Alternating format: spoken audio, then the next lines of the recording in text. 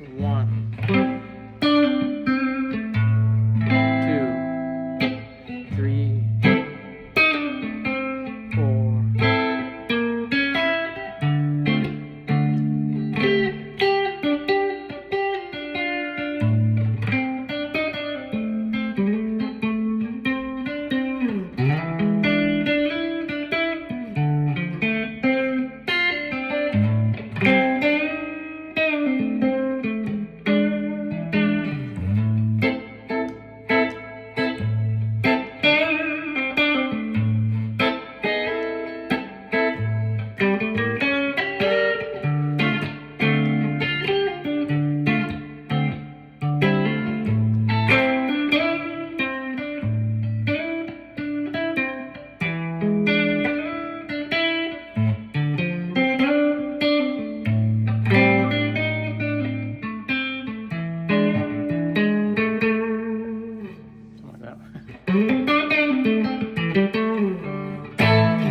Ho ho ho, Merry Christmas. Okay, so I made a video called Super Cool Blues Trick, Minor Blues Trick. And somebody put in the questions there, do you think I could adjust the angle of the camera so that you can see my fingers better? And yeah, I can do that.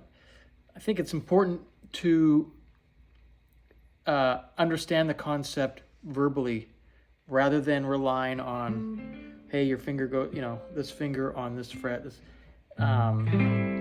it took me a long time to understand that looking at scale charts and chord diagrams is a crutch to understanding the intervals and what intervals you're supposed to be playing. So if you don't know what an A minor is, you don't know what an A minor 7 is, figure that out. And don't figure it out from somebody telling you, figure out what notes, what intervals are required, okay? So for instance, in this exercise, it's going to be a 12-bar blues in A minor, okay? But it can be transposed to any key. So if you understand the concept, then you can play it in C minor, you can play it in G minor, you can play it in E minor, okay? And I'm going to explain it in a way that you understand. I'm going to have the camera so you can see my hands, but what's really important is that you understand the terminology and the intervals, okay? That's what I think. I could be wrong, but that's what I think. I think you learn faster once you get over that hump of understanding those concepts.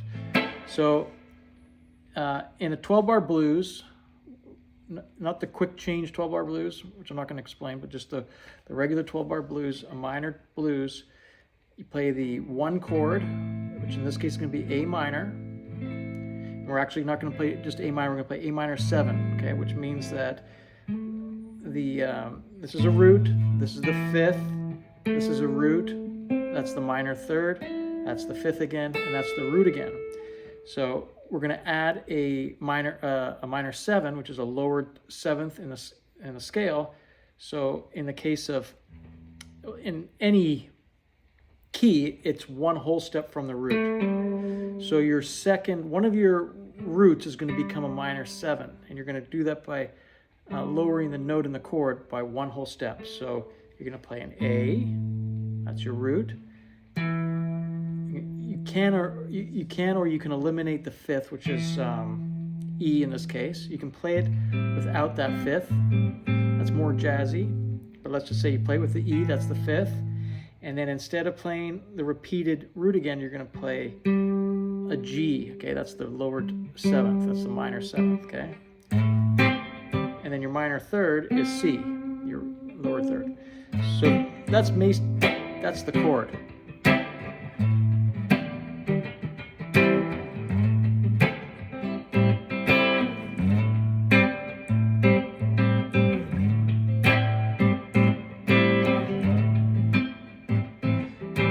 And then your 4, so after 4 bars of that, you're going to go to your 4 chord, which is D minor. And that's a D minor, and this is a D minor 7. Again, I'm taking that 2nd root and lowering it a whole step to the C from D. And it looks like that, okay? Back to the... So you play 4 bars of the 1, 2 bars of the 4, back to the 1 for 2 bars. Okay, and then you're going to go to the 5 chord. In this case, we're going to play it as a major. You don't have to. You can play it as a minor, but in this case, we're going to play it as a major. We're going to play it as a 7th chord as well, which is going to look like this. This is an E7.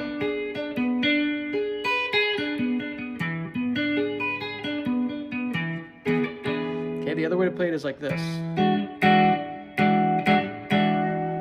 Okay, a bar of that. It's the also, so if you see this style of chord, which you see a lot of jazz or funk, even in rock, if you see the pointer finger a half step lower than the middle finger, that's a major third, that's a minor third. So if you just change that to that, then you're going from major sounding to a minor. You can also do, for the minor, you can also do this, but you can also play it here. Okay, so let's just run through the 12-bar blues first, the minor blues, and then I'll show you the trick, okay? 1, 2, 3, 4, 5, 6, 7, 8, 9, 10, 11, 12. Okay, and that 12th bar, you go back to the 5. That's the end of the turnaround. Building the tension to go back to the 1.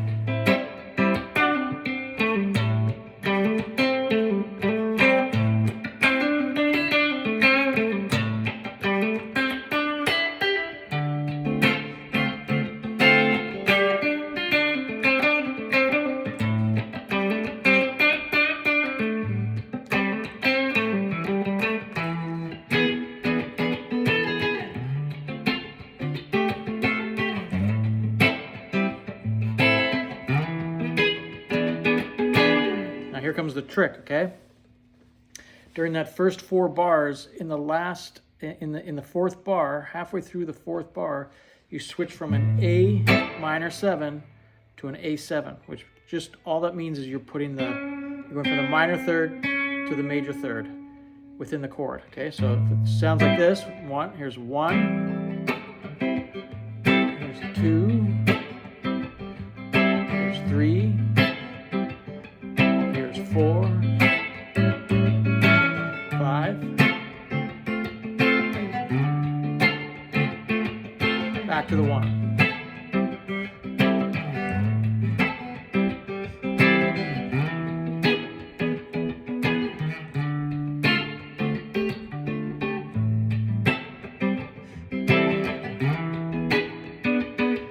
Now here's how you play it. 3, 4,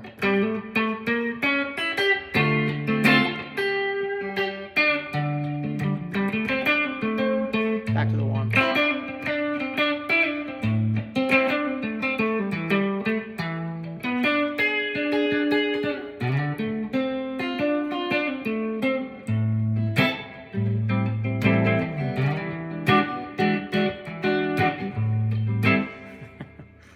Okay, so that's, and then the lick that I'm doing, instead of playing like, that's the chord, that's the major, and then that's the D, the 4. The lick I'm playing is, you could play it like just the arpeggio.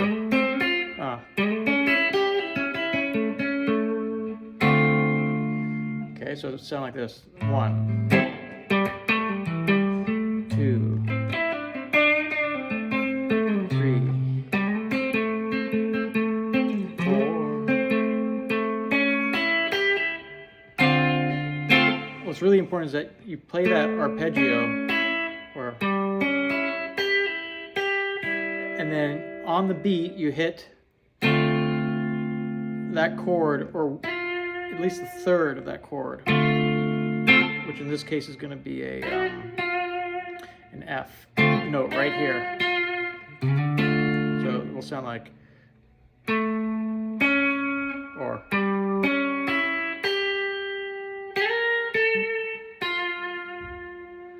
Hear that arpeggio?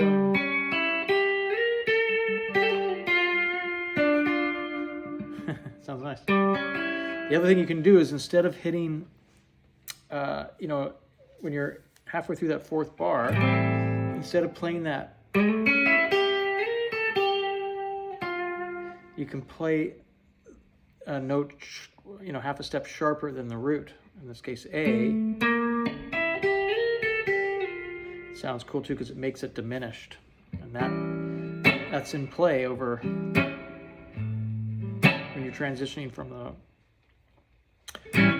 1 to the 4.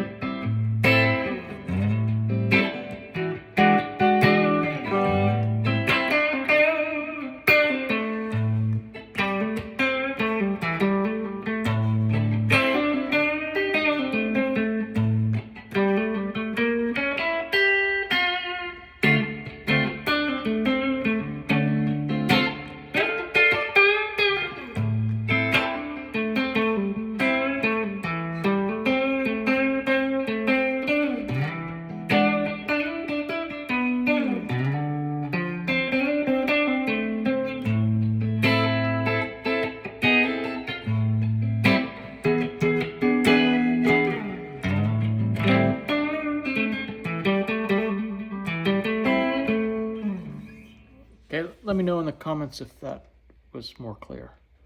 Merry Christmas.